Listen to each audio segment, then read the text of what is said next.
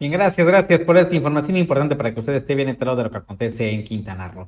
Y quiero agradecer, y está con nosotros la contadora Virginia Ríos Hernández, integrante de la Comisión Técnica de Investigación Fiscal del Colegio de Contadores Públicos de México. Y bueno, contadora, con tips importantes, pero sobre todo con este asunto. A partir del 1 de mayo entró en vigor este nuevo subsidio al empleo, pero aquí resulta que pues de repente no sabemos bien cómo opera.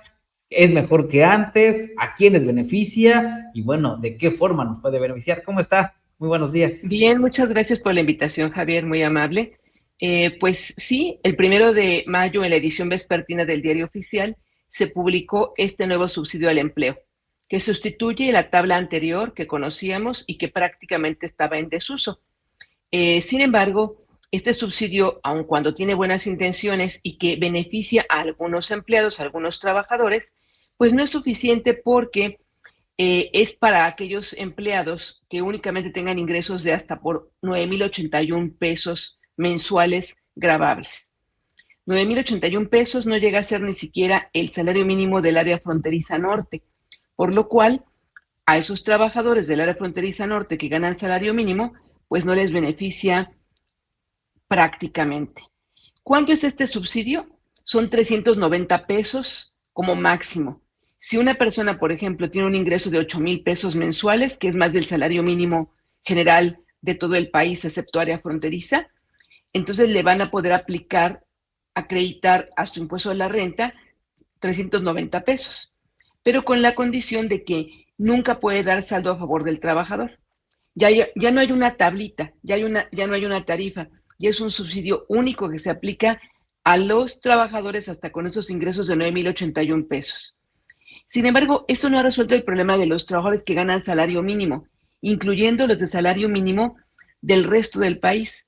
¿Por qué? Porque el salario mínimo mensual por un mes como mayo, que son 31 días, son 7,716,83 en todo el país, excepto en área fronteriza norte, porque en el área fronteriza norte, un salario de mayo mínimo son 11,621 pesos con 58 centavos. Si, por ejemplo, el patrón, el patrón le otorga al trabajador una ayuda de transporte, por ejemplo, de 100 pesos semanales, para darle un pequeño beneficio y que pueda trasladarse de una manera más cómoda o pagar un transporte a su domicilio, etcétera, 100 pesos semanales se traducen en un ingreso mensual por mayo de 442 pesos con 86 centavos.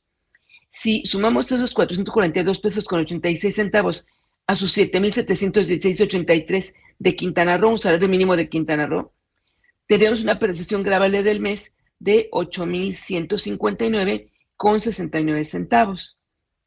Ahora bien, el impuesto de la renta que le correspondería serán 670 pesos, 570 pesos, perdón, con 68 centavos, menos el subsidio al empleo que le corresponde de 390, le queda pues un neto a recibir de 7,979,01. No le van a retener impuesto, definitivamente no le van a retener impuesto porque el artículo 96 del impuesto de la renta, de la ley del impuesto de la renta, establece que si el trabajador únicamente percibe un salario mínimo en el mes, no le van a retener el impuesto. Y aquí, en el caso del impuesto de la renta que le corresponde al trabajador, que son 570 pesos con 68 centavos, al acreditar el subsidio al empleo, pues le quedan únicamente a favor de los 442 pesos que le dio el patrón de ayuda para transporte, le quedan 180,68. ¿Por qué?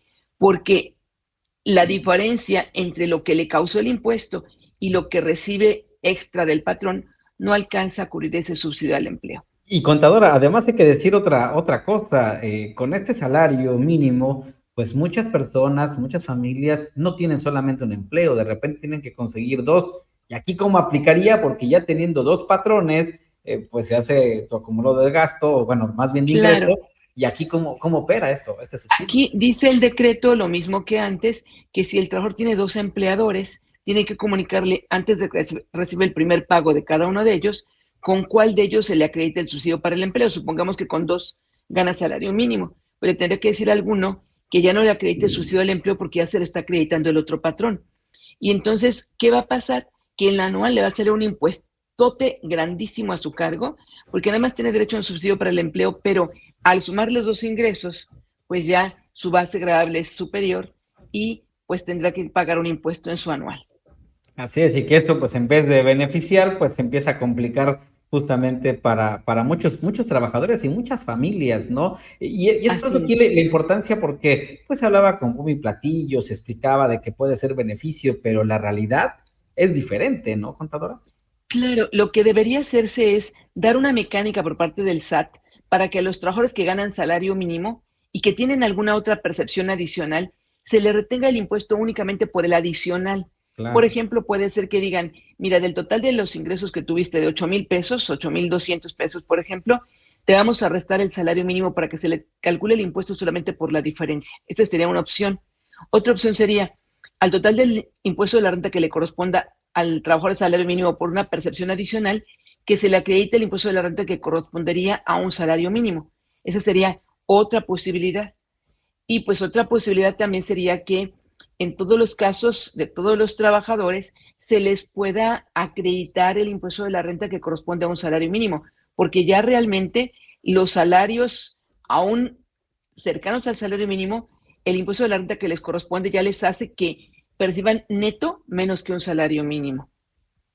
No, una situación que hay que estar muy pendiente y como trabajadores, pues también ir acercándose. Si tienes alguna duda, de repente igual puedes acercarte con la Oficina de Recursos Humanos de tu empresa para que te explique también cómo opera, si te beneficia, ¿no? Porque además estas prestaciones adicionales, como nos decía, como el tema del transporte, pues también se aplica justamente al tema del salario y es donde puede resultar una variación. O, por ejemplo, en este mes de mayo que se paga el reparto de utilidades en muchas empresas, el reparto de utilidades tiene una exención de 15 UMAS. Las Claro. 15 UMAS, por ejemplo, son 1,600 y tantos pesos. Si le pagan un reparto de 2,000, ya le quedaron 300 y tantos pesos gravables. Y entonces en el mes de mayo ya no va a percibir únicamente el salario mínimo y le van a tener que retener impuesto.